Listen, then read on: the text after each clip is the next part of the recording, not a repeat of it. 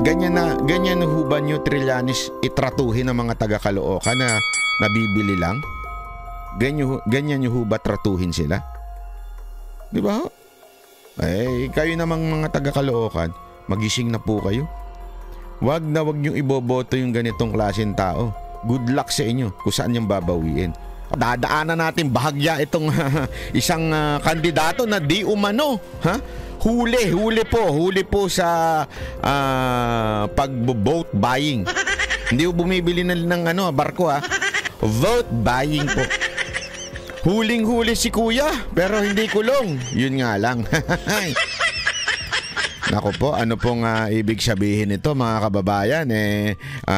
Dapat to gumalaw-galaw ang Comelec dito dahil huling-huli sa akto. Alam nyo, ang matindi parusa dito, 1 taon hanggang 6 na taong pagkakakulong at talagang hindi napapayagan na humawak ng public office. Lalo na kumandidato hindi na pwede. Ito ho, anong pahubang ebidensya ang ating gustong makita? Ito ho, lantara na ho. Sabi nga sa madaling salita, kaliwat kanan na ho ito. Banat ba? Hindi kaliwat kanan. Linawin mo. Kaliwaan ang tawag dyan.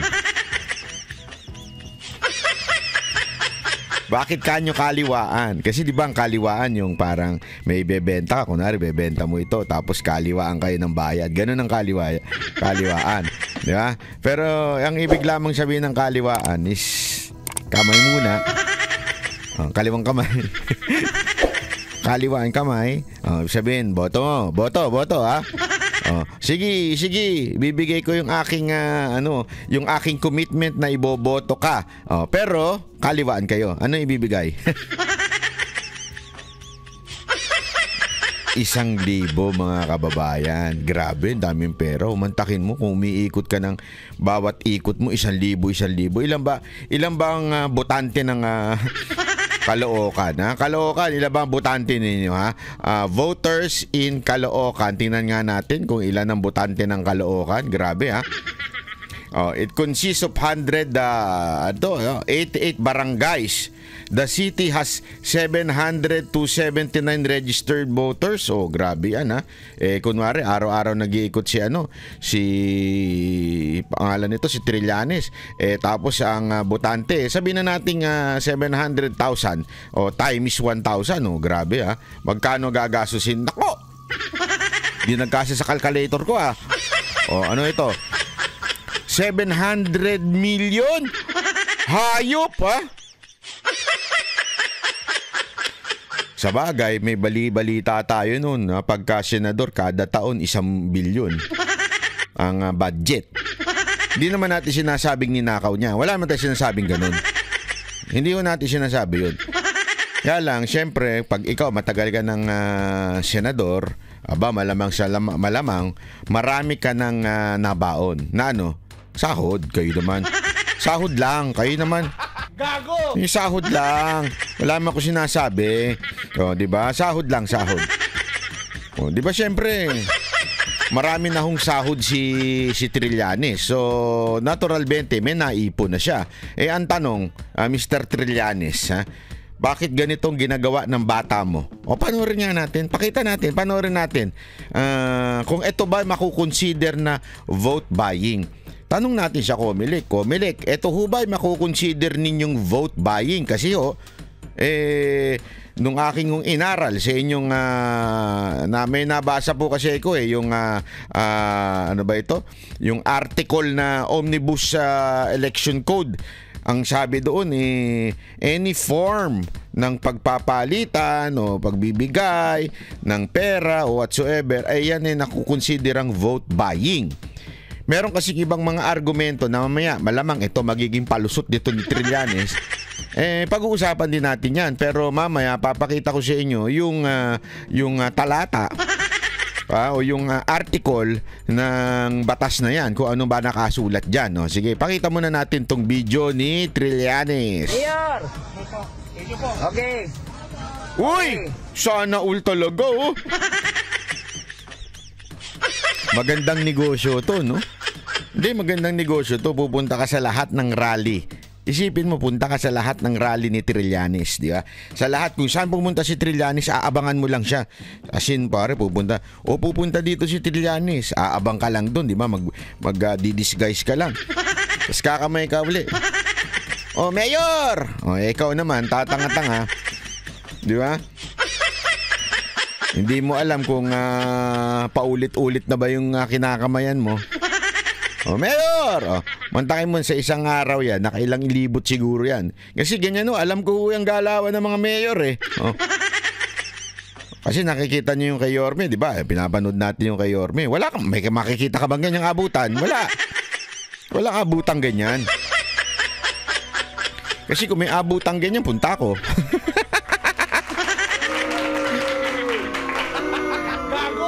Aalamin ko yung schedule kay Yorme. Yorme, saan ka ba pupunta? Oh, walang ganyang abutan. Oh, naku po, tingnan natin uli ha. Oh. Okay, shalom. Oh, shalom! Oh, talaga naman. May pa-shalom-shalom pa si kuya. Ikaw kuya, anak ka ng wewe ha. May pa-shalom-shalom ka pa ha. Oh. Mayor! Oh. Okay. Oh. Okay. Ayun! Okay, shalom. Mayor! Okay. Okay. Okay. Okay, shalom. Feeling ko ginagago niya eh. Feeling ko hindi naman to maka Trillanes eh. Alam mo yung nagulat eh. Uy, inabutan ako. Parang alam niya, inaabutan siya. Siguro nakita niya na sa malayo, inaabutan. O kaya naman galing na siya sa isang sortie. Naabutan na siya doon. Umikot na lang siya uli para maabutan, di ba? Oy, huli pero di kulong. Okay. O yun, huli pero di kulong. Kuya, sikat ka na. Sino ka ba? Hindi, kasi may nagsasabi baka konsehal daw ito. Nakasulat dito konsehal eh. Ha? Although hindi naman tinukoy, ang akin, feeling ko iba, hindi yan ng konsehal. Iba. Shalom. Ewan ko kung sino dyan ng konsehal. Pero gayon pa man, Mayor! kasi dalawang magiging palusot ni dito. Okay. Ni Trillanes. Okay, shalom. Feeling ko dalawang palusot niya dito. Number 1, ang palusot niya dito, hindi naman siya nagbigay. Okay? O kung gusto nyo, ang lumabag sa batas itong nasa likod ko. Pero gayon pa man, it's really obvious. It's really obvious kung ano yung motibo nung nag-aabot sa likod. Di ba? Bakit? Di sana kung yung tao sa likod nag-aabot, inaabutan niya yung mga ibang ngayon. May mga dumaan, nakita nyo? Makikita nyo may dumaan eh. May tulonggis na dumaan habang naglalakad si Trillanes na walang pakialam sa kanya. Ayun, nakita niyo yung dalawang yon? Yun. Kung sana nagsasariling galaw itong si kuya, yan si kuya nagbigay ng 1,000, di sana inabutan din niya yung dalawang lalaking tulonggis na yun, di ba? Na naglakad sa kanila, walang pakialam. Sino ka ba? Tumabi ka nga dyan, dadaan ako. Sana ganon, di ba? Pero hindi eh. Kung sino lang yung kinamayan, matik. Pagkamay ko, yun ang abutan mo. Di ba? Pero sabi ko nga, may lusot si Trillanes dito. Technically, technical na. Hindi ako nag-abot wala akong alam doon. Di ko alam na inabutan niya ng 1,000. Di niya alam. Sa tingin ninyo, alam ni Trillanes na inabutan ng 1,000? Alam niya ba kaya yung ganyan? Sa tingin ko naman, Trillanes, ako, opinion ko lang to. Sa tingin ko, alam mo naman gaabot ng 1,000. Pansinin niyo yung pangatlo. Sino kaya yung pangatlo na yun? Naku, PSPG kaya yan? Bata mo, Marbil?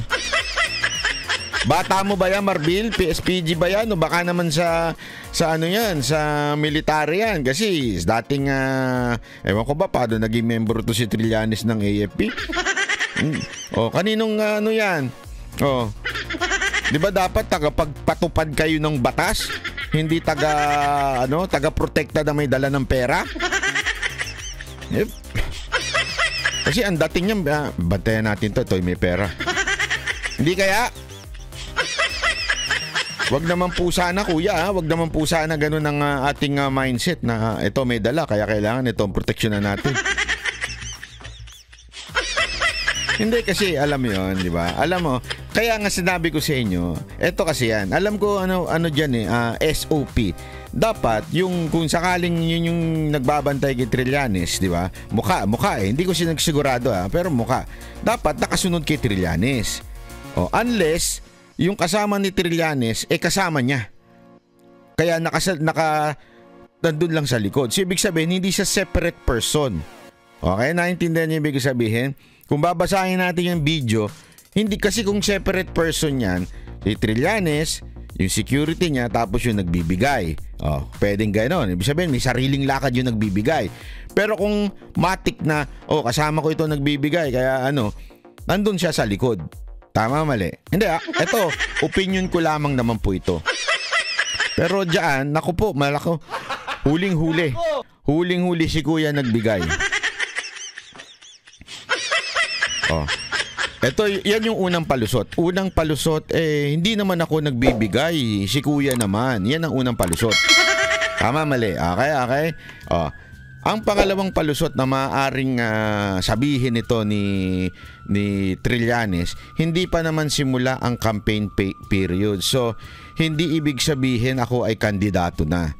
Hindi sa akin. Sa akin, maybe technically, hindi pa simula ang campaign period. So, pwede mo sabihin na, maaari mo sabihin pero nung aking tinitignan at inaaral po yung batas, wala po nakasulat doon na this specific law, itong batas na ito, magsisimula during the campaign only. Walang ganun. Wala ako nakikitang ganung klaseng provision doon sa batas o nakasulat doon sa batas. So, hindi mo pwedeng sabihin na yan panahon lang yan ng tawag dito ng campaign period na bawal mamigay. Kaya kung gano'n, lokohan na, di ba? Ang gagawin ko, mamimigay na ako before the campaign period. Halimbawa, kandidato na ako di ba? Na-declare, tandaan ninyo nag-submit ka na ng iyong candidacy. Na-declare na yung mga nuisance. Ibig sabihin, may numero ka pa nga binibigyan ka ng numero may numero ka na. Ibig sabihin, technically, publicly, you have a number, you are a candidate. Diba? Even if the campaign period hindi pa nagsisimula, you are a candidate. The mere fact, nagsisimula na printing, ina-announce na sa telebisyon na kandidato ka, may numero ka na. Yung numero nanggagaling sa COMELEC. So ibig sabihin, the COMELEC acknowledge your file ng candidacy. So therefore, you are a candidate. If you are a candidate, ibig sabihin, dapat nasa ilalim ka na ng Omnibus Election Code na kung saan bawal namimigay. Okay? Ngayon, ibig bang sabihin ito, pwede mong ilusot na hindi naman ako namimigay. Hindi pwedeng ganun. Kasi kung ganun din pala yung puso nung batas na yun, anak ng weweng batas yan. Hindi ako mamimigay. O kayo lang mamigay. Ikaw yung mamigay. Naka-t-shirt naman kay Trillanes di ba? Hindi ko rin pwedeng ganun. Mga madam, mga sir, di ba? Na, hindi ako nagbibigay. Wala ako alam dyan, hindi ko alam yan. Pero tao mo yun. Hindi ka namimigay pero naka-Trillanes na damit. Diba? Hindi naman pwedeng ganun. Di ba? Kasi or else, tandaan natin, there is always a heart of the law. Kung ano yung intensyon ng batas na pigilan o di kaya intensyon ng batas na ipatupad. Ngayon, sa ganitong klaseng senaryo, sa tingin nyo ba yung puso ng batas na nagsasabing bawal ang vote buying, nalalabag? Kayo ho ang sumagot, mga kababayan. Huwag ho tayong magtanga-tangahan. Ito hubang ginagawa ni Trillanes na ito ay paglabag sa batas ng Omnibus Election Code. Maaari pang argumento dito, ito sige, sabihin mo na makalusot ka, it's not yet the campaign period nung lumabas tong video na to o tong ginawa itong action na ito. Okay, sabihin na natin yon. Pero sa akin, di ba, pinabulaanan ko din yun kasi you are a candidate At wala naman nakalagay sa batas na itong batas na ito ay during the campaign period lang. Walang ganun di ba? Gayunpaman, kung sakali lang totoo yung ganung klaseng maging palusot mo dyan sa video na yan, di ba? Kaya kailangan maging viral tong video na to para malaman ng mga taga-Caloocan ganito ang kumakandidato sa inyo. Morally, ang pangit, ang gago, Diba? Kawalang yaan. As early as now, he is trying to convince you by giving a 1,000 yung tao niya nang para maging mayor. Ito lantaran na ho ito. Yung iba nilalagay pa sa envelope. Yung iba nilalagay pa sa basket, di ba? Ito abot-abutan, no? I mean, ewan ko mga taga-Caloocan, kung kayo nasa tamang ulirat at ganyan ang kumakandidato sa inyo, tapos iboboto ninyo, sa tingin ninyo, kayo mga taga-Caloocan, saan babawiin yan? Kayo ang sumagot. Wala lang, gusto ko lang mamigay na 1,000. Okay na. Hindi, sa tingin ninyo, mga taga-Caloocan, saan babawiin yung gastos na yan? Diba? Kinumpute nga natin kanina, ang botante, 700,000. Mahigit ang botante sa Caloocan. Kung susuyurin mo lahat yan, babigyan mo ng 1,000. Magkano aabutin yan? 700 million. Diba? Sabihin mo na, hindi pa dyan kasama yung mga umulit. Kung napanood nila to, umulit sila. Sabi lang, tama si Banat Bayo, pwede kong gawing negosyo to. Araw-araw, abangan ko lang 2 sorti ni Trillanes. Tapos, 2,000 ko per day.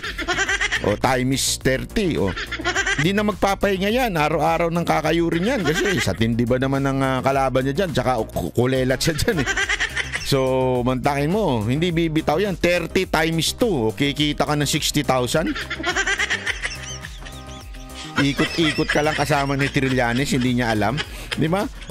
Di ba? Pwede nga ganun Hindi. Anyway, ang punto natin dito, yung bagang values, kung hindi man yan illegal, okay, dahil napalusot technically, sana masilip ng COMELEC to kahit walang magsampa ng kaso. O kaya sana yung kalaban ni Trillanes, sampahan nyo ng kaso ito. This is an obvious evidence. Wala na hong lusot dito. Video na to. It speaks for itself. Diba? Ito, kitang-kita na. Abutan na. Wala na hong ganito na kung kagarapal ang ating mga politiko. Lalong-lalo si Trillanes. Ang kapal na mukha-mukha. Ganyan ka na baka desperate? Hindi ka na nga tumakbong senador kasi alam mo di ka mananalo. Alam mong wala kang pag-asa sa Senado. Pinilit mo ngayon tumakbo dyan sa LGU. Mga taga-Caloocan, magising kayo Kung ganyan na magiging mayor ninyo, sigurado ako kawawa ang lungsod ng Caloocan. Sigurado akong sasayad kayo, babagsak kayo ng pabagsak. Baka kababayan, common sense. Walang negosyong nag-invest ka at hindi ka babawi. Tama, mali. Don't tell me public servant yan. Serbisyo sa bayan. Hindi. Ewan ko, gago ka na lang. Pag maniniwala ka pang yan, ang tawag dyan, serbisyo sa bayan. Di ba? Bulag ka sa katotohanan kung ang tawag mo sa ganyan ay serbisyo sa bayan. Nagtatanga-tangahan ka. Pero again, if I may suggest, tanggapin nyo. Ibulsa nyo, pera nyo yan. Di ba? Ibulsa ninyo pero wag nyo iboto. Kung pwede nga, umikot kayo paulit-ulit hanggang maubos sila. Sundan ninyo sa susunod na rally. Punta uli kayo. Di ba? Kunin nyo lang ng kunin inaabot sa inyo. Tapos wag nyong iboto. I-video nyo na rin. Sigurado ako mapapagalitan to si Kuya. Sasabunin to si Kuya ni Trillanes. Naku, kawawa ka naman Kuya. Masasabong ka ng amo mo. Ang takay mo ba naman? Ako hindi kaya niya nakikita na nagbibideo? Kung may ginamit siyang hidden video. Kasi may mga ganyan, mga sunglasses na baka Ray-Ban Meta. Kasi talagang, grabe ka, brado. Or talagang makapal ang mukha nito ni Trillanes at itong grupo niya. Ang kapal ng mukha. Grabe, sagad sa kakapalan ng mukha. Mantakin mo, pabalik-balik. Walang iya talaga.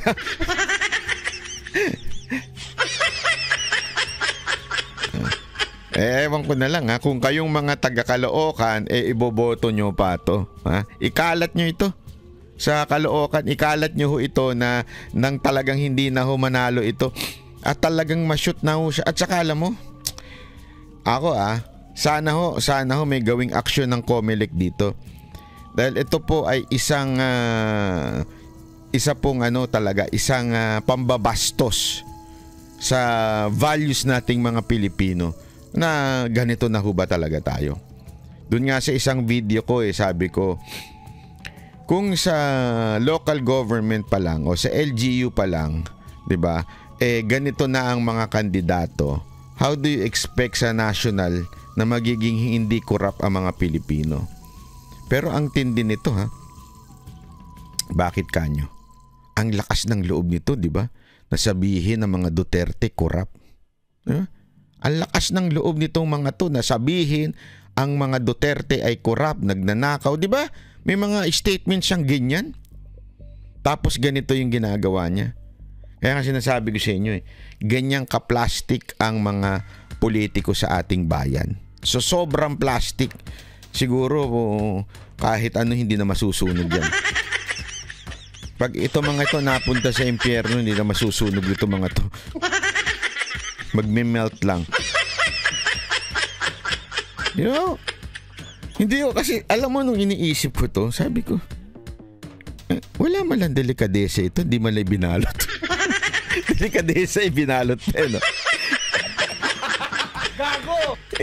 Alam mo yun, hindi man lang inilagay. Di ba pag minsan naglalagay ka, nakasingit lang dito sa, parang magic yan Di ba? Nakasingit lang dito, tapos kakamay ka lang din. Kasi, may naiiwan di ba? Ganun pwedeng ganun pambirang buhay Eto, hindi man lang tiniklop yung hindi kaya ang palusot niya, hindi naman pera yun flyers yun. Gago! Ay nako. Alam nyo mga kababayan, ewan ko ginagawa ko lang katatawanan to, pero pag iniisip ko na mabuti ito, ganito na ho tayo. Paano na ho magkakaroon ng kaayusan? Lahat, eto di ba? Kami pong Banateros nag-host po kami ng senatorial sukatan sa SMNI, di ba? Wala po ako sigurong narinig na kandidato nagsabing, ako po ay para sa korupsyon. Ang gusto ko po ay ang bayan natin ay maubos ang budget at gusto ko po na makurap lahat ng pera ng taong bayan. Wala pa ako narinig na kandidatong ganun. Lahat ng kandidato may anti-corruption. Ang walang napatunayan. Si Pastor Kibuloy pa lang may napatunayan dyan sa anti-corruption. Kaya nga 'di ba nagpunta daw si Marcos sa Prayer Mountain ng KOJC, tapos sinabi niya, bakit ang ganda dito? Bakit sobrang ganda 'to? Lawak, grabe lawak. Mountain. Imagine the mountain. Sobrang ganda, mas maganda pa ho dyan. Ako dati nagugustuhan ko sa Camp John Hay. Walang binatbat ho. Eto ho, hindi lang pine tree, pati bulaklak.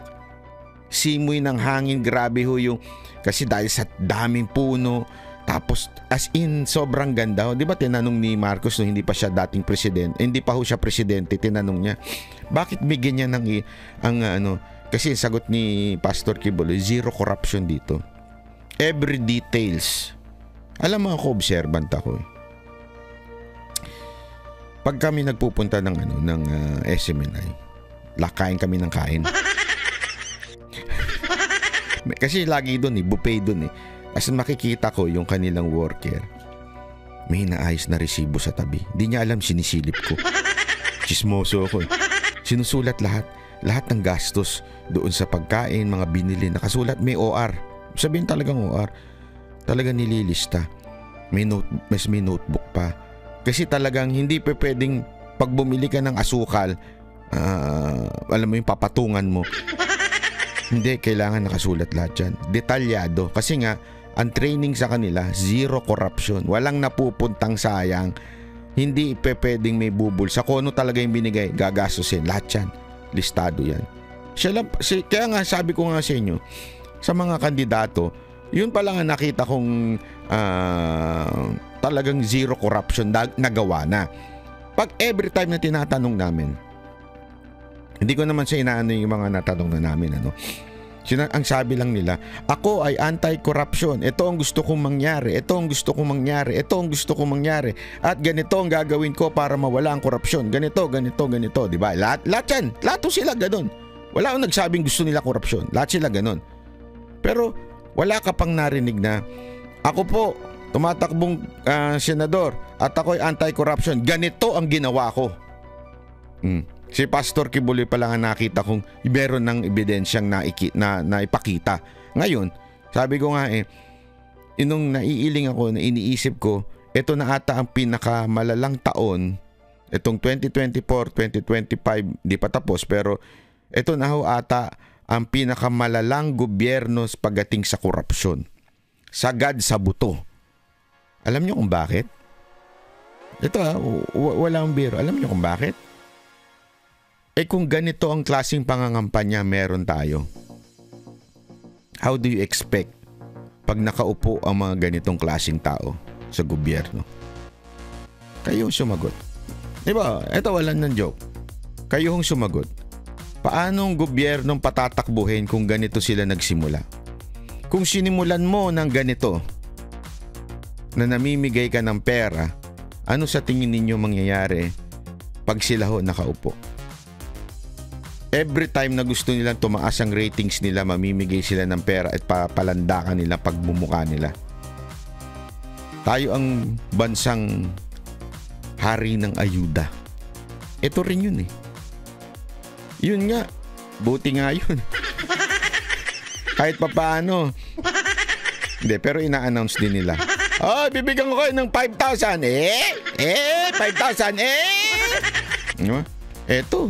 Hindi lang talagang inaabot na ito sa'yo ha Brad mamaya na akin. Hindi, walang ganon walang ganon banat bahay. Pero grabe na ho, sabi ko, hindi na ho ito tama sa bayan natin. Gusto natin maayos, simulan na ho natin sa baba, simulan na ho natin sa local government. Kung kung totoo yung sinulat nitong nag-video na to, na pati yung konsehal, grabe naman po, pati ba naman yung konsehal? Ganyan na ho ba tayo sa bayan natin? Sagad-sagaran ng kakapalan ng muka. Again, ito ay hindi ko sinasabing final decision of COMELEC na vote buying Ulitin ko, hindi po yan ang sinasabi ko ngayon Kasi questionable pa yan Kaya nga tayo dapat dumulog sa COMELEC. Ano ho ba ang ano ho nyo dito? Ang tingin nyo ho dito sa ginagawa ni Trillanes? Di ba? Ano ho ba ito? Grabe na ho ito. Sana ho kayo ay mag-respond po dito. Una yun. Pero higit doon, ang kapal na ho ng muka. Yun na ho masasabi ko, hindi man siya matatawag na illegal ngayon kasi let the court decide kung illegal yan o COMELEC, let that court decide. Pero grabe na ho. Kasi alam ko may palusot sila dyan Lahat ng tao may palusot. Yun nga nakapatong na may palusot pa Hindi nagmamasahe lang ako dito. Kaya ako nakapatong. Hindi naman, wala naman ako ginagawa. Bakit nakapasok?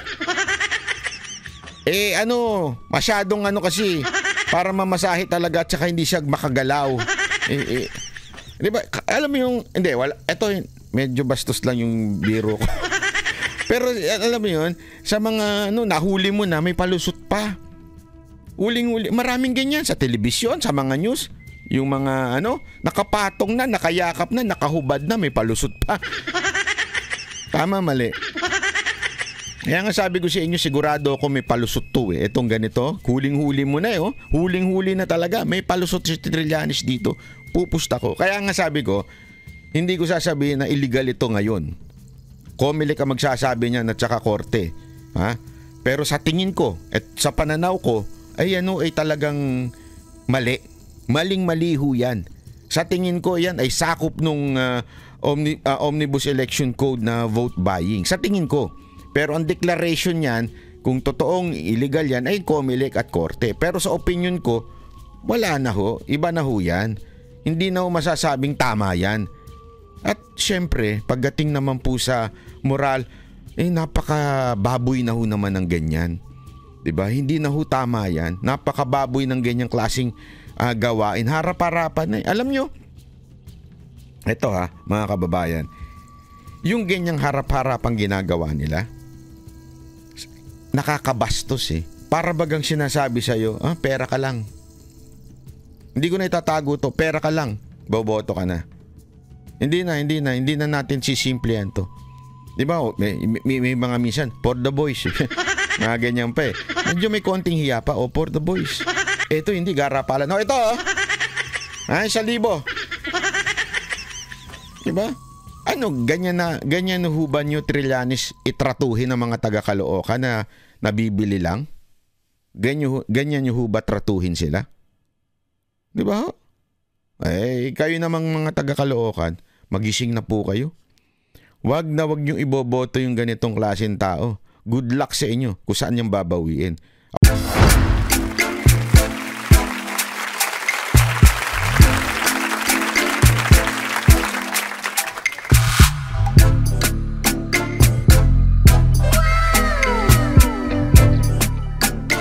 The next performance will start momentarily.